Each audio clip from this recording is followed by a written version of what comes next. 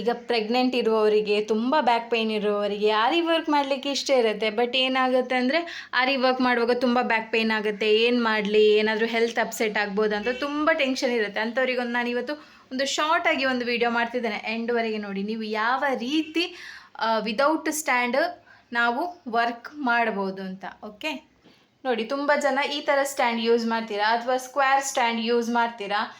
ಅಂದರೆ ನಾವು ನೆಲದಲ್ಲಿ ಕೂತ್ಕೊಂಡು ವರ್ಕ್ ಮಾಡಬೇಕಾಗತ್ತೆ. ಹೀಗೆ ಡೌನಲ್ಲಿ ಕೂತ್ಕೊಂಡು ವರ್ಕ್ ಮಾಡುವಾಗ ನಮಗೆ ಸೊಂಟ, ಕಾಲು, ಕೈ ಎಲ್ಲ ನೋವಾಗುತ್ತೆ.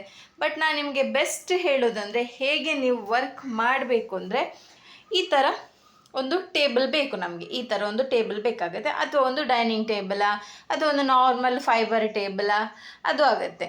ಆಯಿತಾ? ಸೊ ಈ ಥರ ಟೇಬಲ್ ಇರುತ್ತೆ. ನೋಡಿ, ನಾನು ಈಗ ಇಲ್ಲಿ ಕೂತಿದ್ದೇನೆ, ಹೇಗೆ ಕೂತಿದ್ದೇನೆ ಅಂತ ಕರೆಕ್ಟ್ ಈ ವಿಡಿಯೋದಲ್ಲಿ ನೋಡಿ.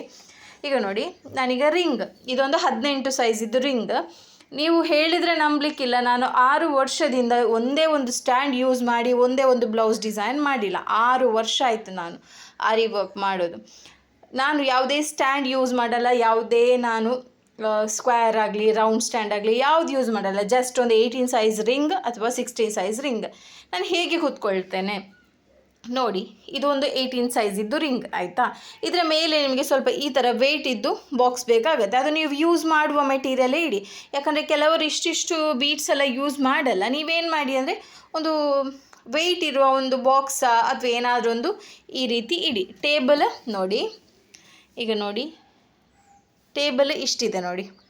ನಾನು ಈ ರಿಂಗನ್ನು ಆಫ್ ಇಟ್ಟಿದ್ದೇನೆ ಟೇಬಲಲ್ಲಿ, ಆಫ್ ಹೊರಗಡೆ ಇಟ್ಟಿದ್ದೇನೆ, ಆಫ್ ರಿಂಗನ್ನು ಟೇಬಲ್ ಮೇಲೆ ಇಟ್ಟಿದ್ದೇನೆ. ಯಾಕಂದರೆ ನನಗೆ ಈ ರೀತಿ ಕೈ ಅಡಿಯಿಂದ ಕೈ ಹೋಗಬೇಕು, ಅಷ್ಟು ನಾನು ನೋಡಿ ಕರೆಕ್ಟ್ ತೋರಿಸ್ತೇನೆ ನೋಡಿ. ಇಷ್ಟು ಪ್ಲೇಸು ಹೊರಗಡೆ ಇದೆ ಟೇಬಲಿಂದ. ಆಯಿತಾ?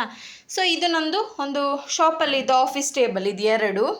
ಬಟ್ ನಾನೀಗ ಮನೆಗೆ ತೊಗೊಂಡು ಬಂದು ನನಗೆ ಈ ಥರ ಯೂಸ್ ಆಗುತ್ತೆ ನೋಡಿ.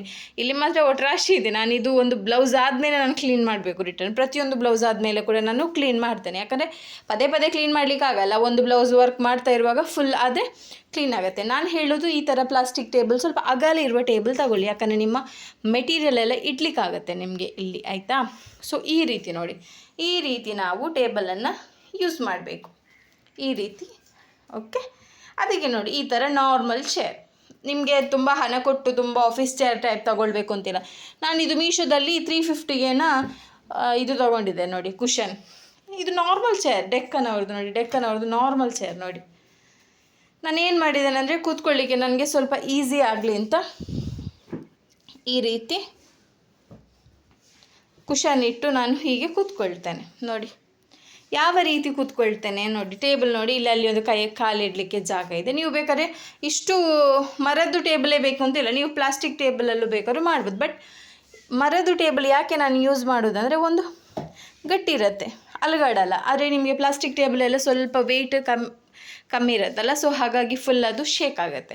ಸೊ ಈ ರೀತಿ ಸಿಂಪಲ್ಲಾಗಿ ಕೂತ್ಕೊಳ್ಳಿ. ಇದರಿಂದ ನಿಮಗೆ ಒಂದು ಯೂಸ್ ಏನಂದರೆ ಆರಿ ವರ್ಕ್ ಸ್ಟ್ಯಾಂಡಿಗೆ ಕೊಡುವ ಹಣ ಉಳಿಯುತ್ತೆ, ಅದು ಗಡಿ ಶೇಕ್ ಆಗುತ್ತೆ, ಅದೊಂದು ಉಳಿಯುತ್ತೆ. ಅಂದರೆ ಅದು ಪ್ರಾಬ್ಲಮ್ ಇಲ್ಲ, ಆರಾಮ್ಸೆ ಮೇಲೆ ಕೂತ್ಕೊಂಡು ಮಾಡ್ಬೋದು. ಈಗ ಪ್ರೆಗ್ನೆಂಟ್ ಎಲ್ಲ ಇದ್ದೀರಲ್ಲ, ನೀವು ಪ್ರೆಗ್ನೆಂಟ್ ಇರುವಾಗ ತುಂಬ ಜನ ನನಗೆ 5 ಮಂತಲ್ಲೇ ಜಾಯ್ನ್ ಆಗ್ತಾರೆ ಕ್ಲಾಸಿಗೆ. 6 ಮಂತ್ 5 ಮಂತ್ ಇರುವಾಗ ಅವರಿಗೆ ಸುಮ್ಮನೆ ಮನೇಲಿ ಕೂತ್ಕೊಳ್ಬೇಕಲ್ಲ, ಕಲಿಬೇಕಾಗತ್ತೆ. ಆದರೆ ಅವರಿಗೆ ಕೆಳಗಡೆ ಕೂತ್ಕೊಂಡು ಕಲೀಲಿಕ್ಕೆ ಕಷ್ಟ ಅಲ್ವಾ?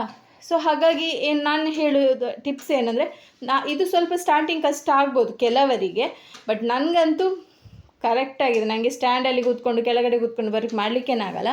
ನಾನು ಇದೇ ರೀತಿ ಎಷ್ಟೋ ಬ್ಲೌಸ್ ಮಾಡಿದ್ದೇನೆ, ಒಂದು 1000ಕ್ಕಿಂತ ಜಾಸ್ತಿ ಬ್ಲೌಸು ಇದೇ ಮೆಥಡಲ್ಲಿ ಮಾಡಿದ್ದೇನೆ.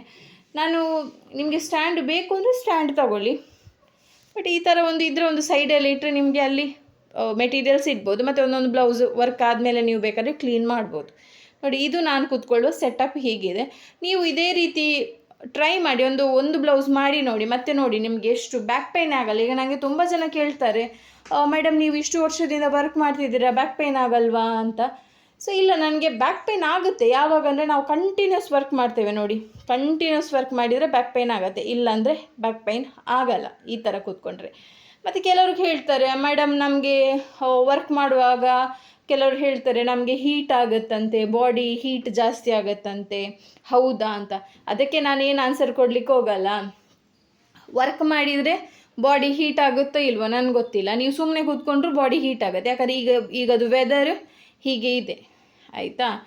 ಸೊ ನಿಮಗೆ ಏನಾದರೂ ಲೈಫಲ್ಲಿ ಗ್ರೋ ಆಗಬೇಕು ಅಂದರೆ ನಿಮ್ಮ ಬಾಡಿ ಹೀಟ್ ಆಗಲಿ ಅಥವಾ ಕೋಲ್ಡ್ ಆಗಲಿ ನೀವು ಅರ್ನ್ ಮಾಡಬೇಕು ಅಂದರೆ ಏನಾದರೂ ನೀವು ಅಂದರೆ ಟ್ರೈ ಮಾಡಲೇಬೇಕು ಯಾವುದಾದ್ರೂ. ಅಂದರೆ ಇನ್ನೊಬ್ಬರು ಹೇಳ್ತಾರೆ ಅಂತ ನಮ್ಮ ಬಾಡಿ ಹೀಟ್ ಆಗ್ತದೆ ಅಂತ ನಾವು ಕೂತ್ಕೊಂಡ್ರೆ ಅದು ನಾವು ನಮಗೆ ಒಂದು ಕೊಡುವ ರೀಸನ್ ಅಷ್ಟೇ. ನಾವು ಇರುವ ಹಾಗೆ ಇರುವ, ನಮಗೆ ಕಷ್ಟ ಬೇಡ ಅಂಥವರು ಹೇಳುವ ಒಂದು ರೀಸನ್ ಅಷ್ಟೇ.